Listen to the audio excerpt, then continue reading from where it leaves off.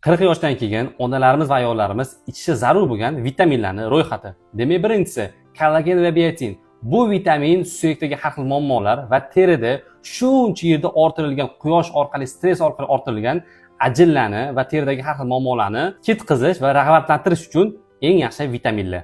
Demak, ikkinchisi vitamin D3 K2 ligi kunlik 5000 doza.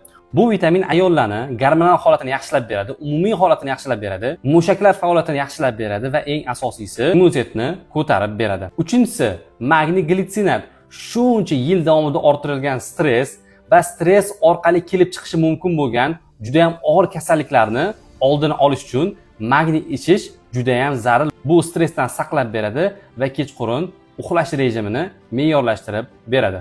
To'rtinchisi berberin va inazitol. Bu moddalar jigar va qon tomiri ichidagi har xil xolesterin birlashganlarini eritishga, organizmdagi ortiq yog'larni eritishga va organizmni tozalab berishga yordam beradi va gormonal muhitni to'g'irlab beradi va aynan ayollarda. Bu videoni o'g'illarga tez tashlab qo'yinglar, o'z ayollariga va onalarga bu vitaminlarni tez olib berishsin.